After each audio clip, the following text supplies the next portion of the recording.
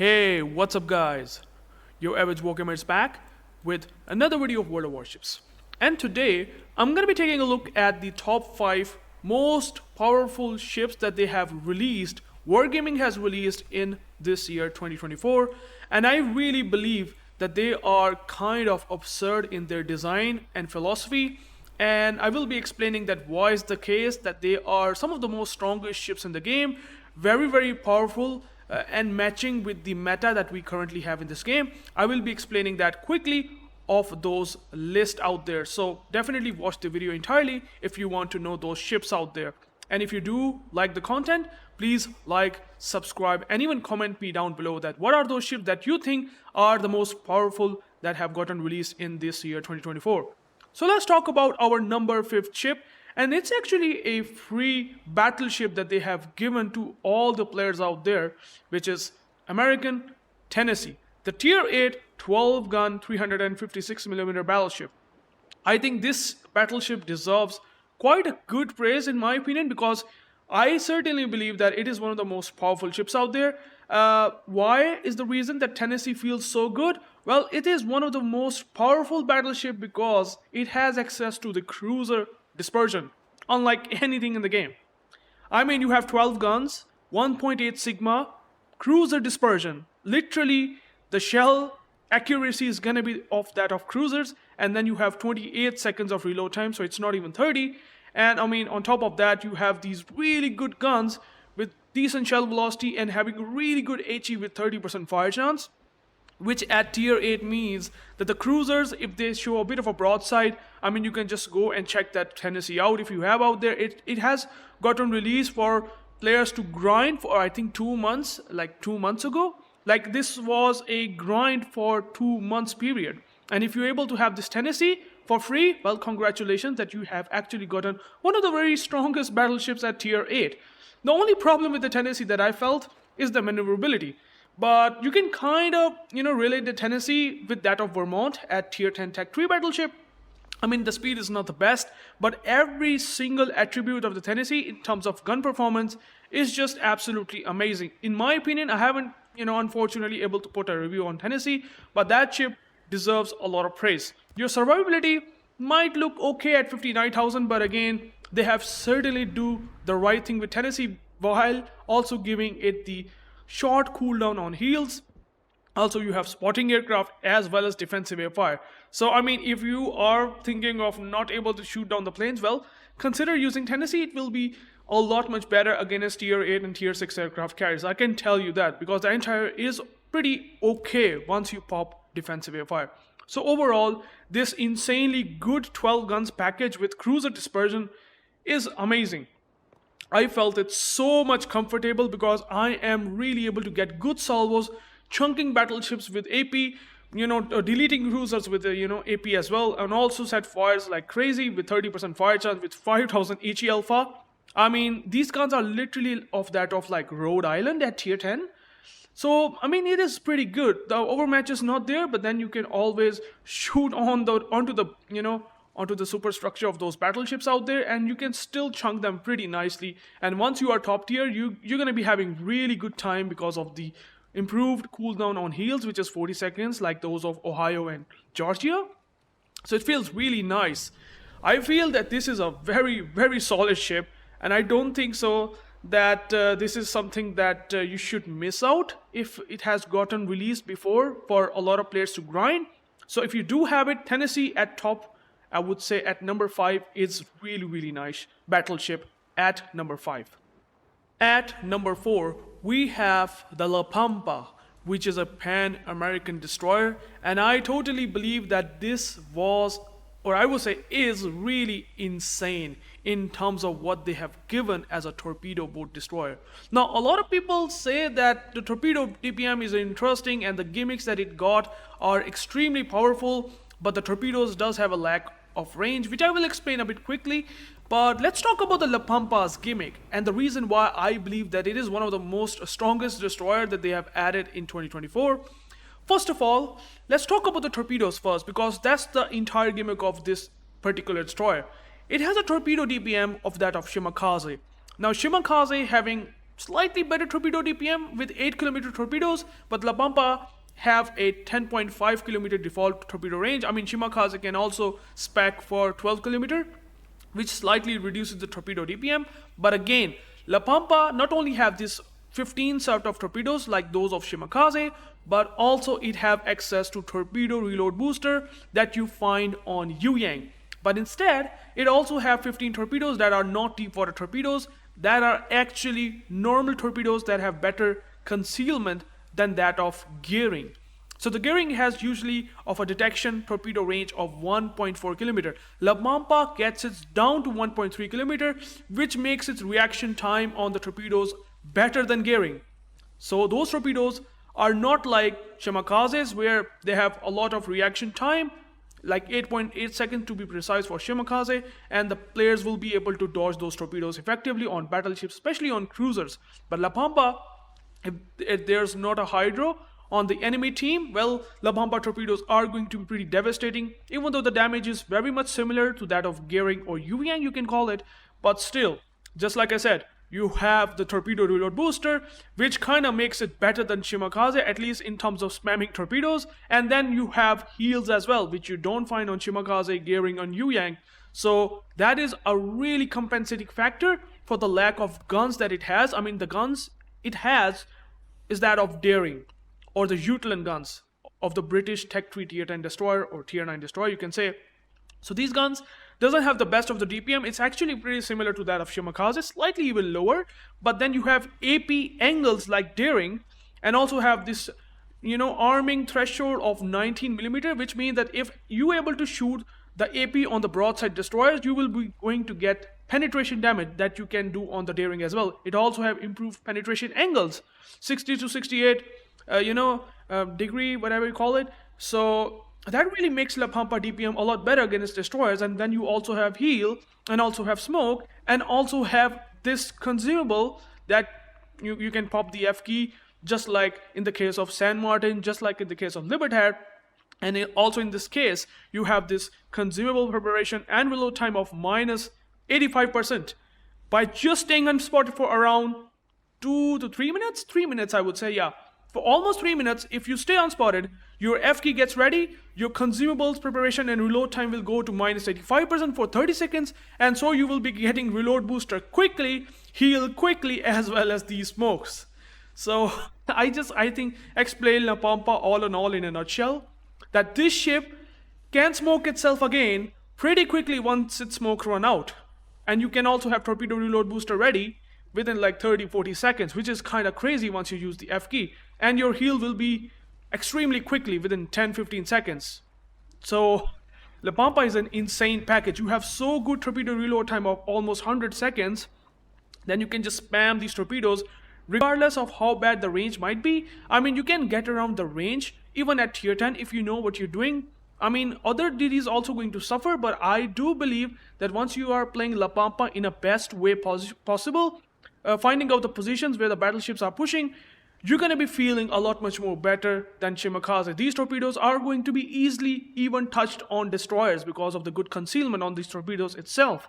So the survivability, with the heals and the concealment, I mean, it's a 5.8 kilometer concealment. This is an insane package that they have given for the tier 10 destroyer out there, the Pan American Special Destroyer. Unfortunately, it was for some sort of currency, La Pampa tokens. I don't remember the names of the tokens, but it was pretty unfortunate that it is costing you real money if you want to get this ship. But this ship, well, unfortunately, in my opinion, still one of the most powerful ships that they have added in 2024 at number 4. So at number 3, we have the German battle cruiser at tier 10. I think one of the most controversial battle cruiser or large cruiser in this entire game that they have released in this year, 2024, and that is obviously Hildebrand. Now, a lot of people might know this ship, or they have already faced that ship, especially the destroyers. Well, if you haven't faced it, let me explain why the Hildebrand, I would say, is the most controversial and also in many ways broken at tier 10 for a cruiser. Because first of all, it's an hybrid ship, right? It has planes, as you can see, on top of its deck, and it also have these guns, which are pretty much overall okay. But the speciality of the Hildebrand is that it is almost a carrier on a cruiser hull, which kind of makes it absurd because currently the spotting that you can do with the aircraft carriers is still kind of unbalanced, and well, Hildebrand gets the really massive value from these planes and the spotting that they can do. Now you do have these torpedo bombers that can always launch around 1 minute, and you can have an attack with 3 torpedoes, and you can just spot destroyers at will every single minute once they get loaded in 68 seconds, which is kind of what really makes Hildebrand absurd. You can just stay behind the islands and you can play it as a carrier the entire game, and it's not gonna be feeling that bad because I mean you can launch planes after slightly more than a minute, and you can have a good damage of 10,000 with torpedoes. And then I haven't even talked about these HE bombers, which are probably the most controversial and absurd thing that they have given for a cruiser hybrid ship like that. I mean, I will get back to the bombers later, but let's talk about the guns as well. You have 6 guns, so you can shoot from the bow, which means that you can just hug the islands like Des Moines, and that really makes Hildebrand pretty powerful because you can always go behind the islands, disengage if you have taken some good damage, because the hull is not that impressive. You can see here 30mm all over the place except for this area where you can just tank a lot of shells. But again, if you don't able to mitigate damage from those 430 and 457mm guns that can overmatch your deck armor, you're gonna be getting a lot much more penetration damage, and that's a weakness of the Hildebrand. But why you have to show your broadside or maybe spot yourself if you can go behind the islands and you can just spam these planes? And let's talk about the bombers. You have the bombers that are really what makes it the most broken ship at tier 10. You have the bombs of that reticle like of Lovenhart, which already have gotten removed from the sale, and it's actually a rare aircraft carrier at tier 6. So you have that reticle, and having not of 2 bombs, you have 6 bombs in payload, and you can get it after 4 minutes. Like after 4 minutes, 4.5 minutes, you will get these HE bombers ready, and you can deliver a devastating salvo, or I would say bomb hits on a destroyer. You can get like 3 to 4 bomb hits, which can obliterate the DD's HP, because their HP, or I would say their alpha damage of these bombs is also one of the most absurd at tier 10. 13.7k alpha, 78% fire chance, 6 bombs in payload. I mean, go and drop the destroyer and you can nuke him down to death. You can dev strike destroyers with these bombs, and you have torpedoes to spot and to spam. And you have also guns.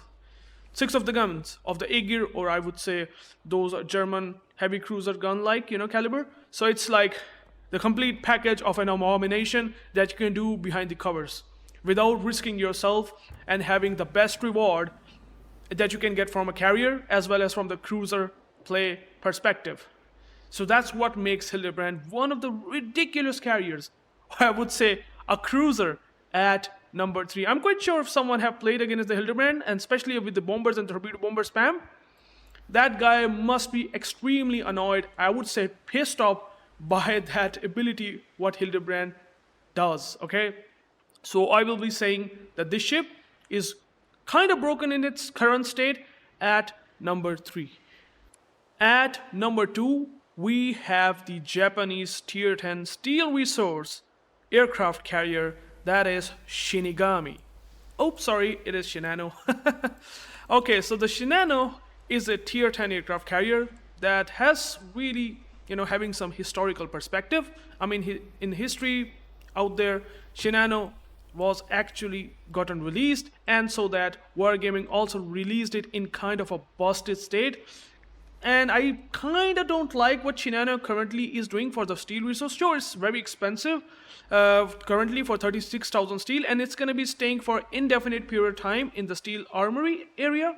But again, what they have done with the Shinano, I don't understand, because maybe they are huffing or puffing or smoke some weed or something like that. It's like a cheap weed or something that they have taken on that day when they have released the Shinano, because Shinano is absurd in just dealing against aircraft carriers.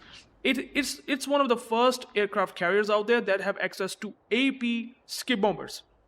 I have already posted an extensive review of the Shinano before as well in my YouTube channel. You can go and check that out if you want to know about the Shinano itself. But these skip AP bombers are so devastating, you can chunk the carriers for like 1/3 of its HP, like 27k drop, 27k drop again, and maybe even like 12 to 14k drop again, because you can bypass the fighters of the enemy aircraft carrier itself.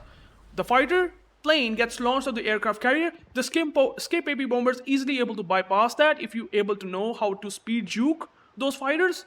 I mean, maybe I can make a video on that if you need to know that. So, but then you can just absolutely obliterate the carriers with ease, and these also having pretty good, tankiness, because they also have access to the heals.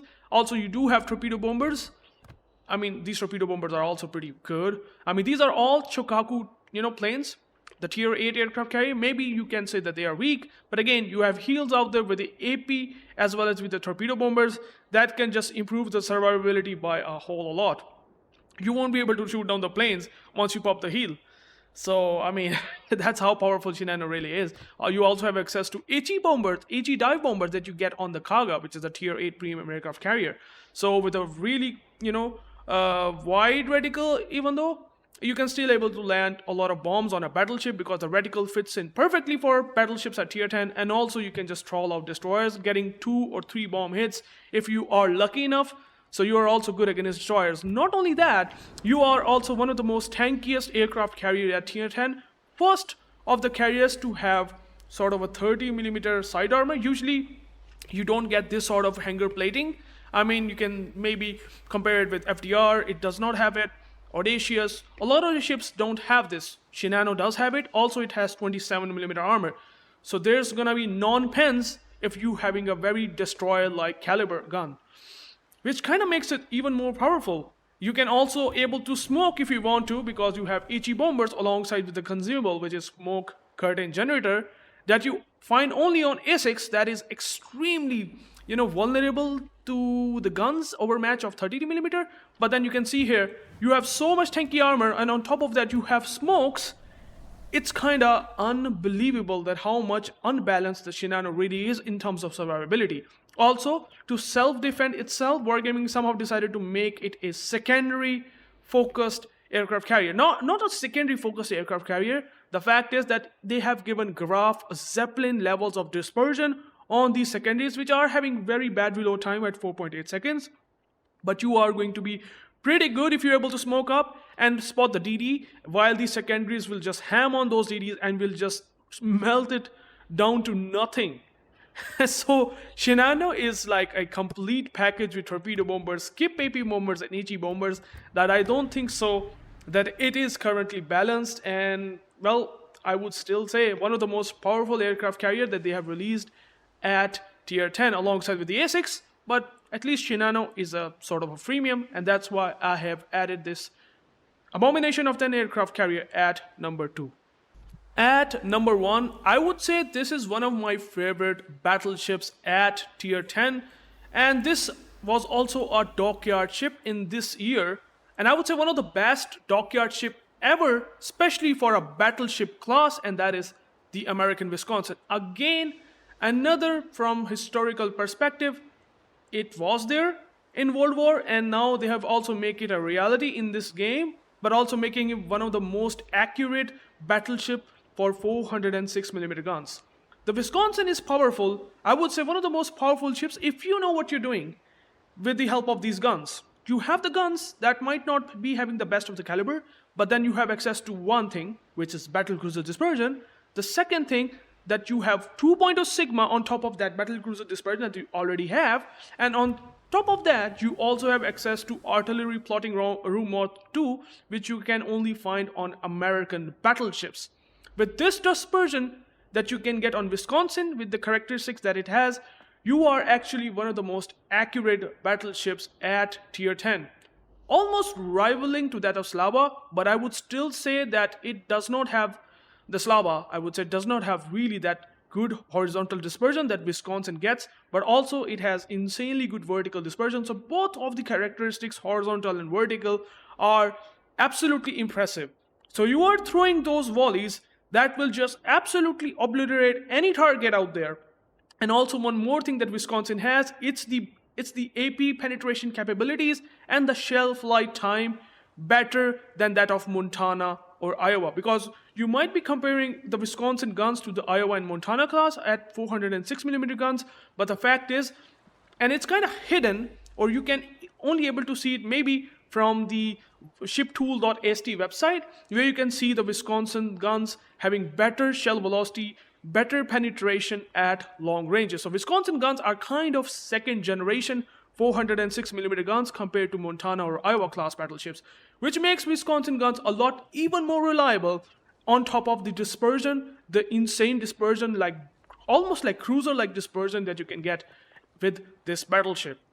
Not only that they have given Wisconsin really good guns because of the dispersion and the penetration, improved penetration, they have also somehow managed to give the entire gimmick of the Pan-American line, which is what they call immediate system reload.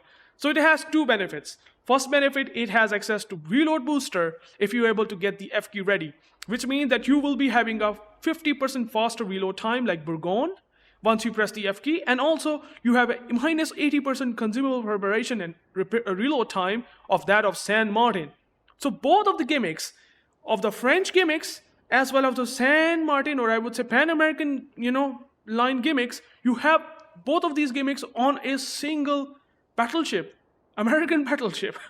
So it just kind of makes it really powerful. Like you can able to just heal back super quickly once you have the F key, because then your heals will be faster, your spotting aircraft will be faster. In fact, it has better spotting aircraft, which is kind of like eye in the sky, captain skill built into it, because you can see here the action time and cooldown is kind of reduced, but that is a lot better because you want to shoot over the islands for only needed like a minute or so, not like having a very high levels of cooldown time that you usually get on those normal spotting aircraft, which is amazing.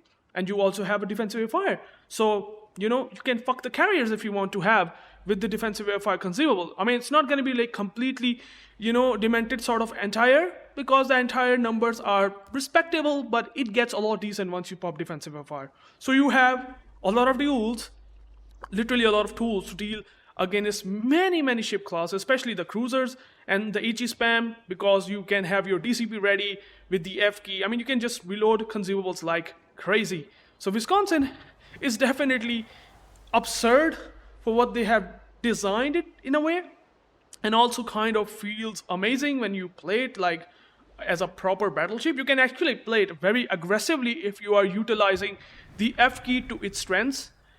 And I would say that's why Wisconsin, in my personal opinion, is gonna be one of the really good battleships for a dockyard at number one. I mean, you can maybe say that there are some good ships out there, maybe other ships, but I will be explaining a bit here and there in the honorable mentions, so that you guys say, they're okay, at least we have mentioned them. But I would say these are my top 5 picks for the most powerful ships in 2024. Now there are honorable mentions that I will also mention. It's going to be one of the battleship that is Victoria at tier 9. I would say this is a good battleship that they have added in 2024. Unfortunately, it was not available for any resource, but you have to spend on maybe the bundles, or you have to gamble, unfortunately, for getting that. But if you are lucky to have this ship is pretty powerful. Again, the obsession with the F key, I don't understand, but why Wargaming is doing it a whole lot. But it's kind of like having the gimmick of the entire cruiser line. They have given that gimmick onto the battleship, and it is one of the first battleship to have the burst fire mode, which you can already see that why it is going to be really good. If you use the F key, you might have a 25% less AP or HE alpha, I would say. But again, able to get 2 volleys within no time means that, I mean, you can just absolutely smash any battleship or cruiser that somehow managed to broadside you. I mean, this is one of the things that I really like. Also, there is Essex that I find it really powerful, and I would definitely say it's going to be in honorable mention. Again, just like Shinano, Essex is also a very powerful tech tree, in fact, American aircraft carrier. I mean, the absurdity, the abomination that it has with the torpedo bombers, the ability to do so much damage with torpedo bombers, and having these squadrons that can have this gimmick of that of Nakhimov. the attack aircraft that has like insane penetration, insane alpha, and insane fire chance, alongside with the bombs that you can just absolutely chunk like crazy on destroyers. Essex is absolutely powerful, or I would say a powerhouse at tier 10. There's no doubt about that. Shinano feels really good, but then Essex also, I would say, highly deserve to be in an honorable mention. In fact, I would always even say that it is very overpowered aircraft carrier at tier 10 if you know what you're doing. Again, it has access to smokes, it has access to heal on torpedo bombers. I mean, you have more smokes than Shinano, but again, that design is completely flawed and absurd.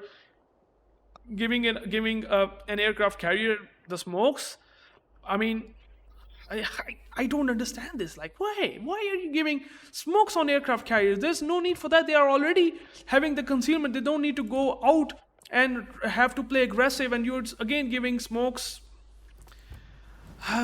But anyways, this is what I believe are the most powerful ships in 2024 that the Wargaming has released. If you have any comments, please let me know down below. What do you think about these ships in general? What do you have? Maybe you might even propose any ship if you think is very powerful and can be a very viable contender alongside with these ships that I've mentioned. So if you can do that, please do it in the comment section. I would love to hear your thoughts and opinions on that.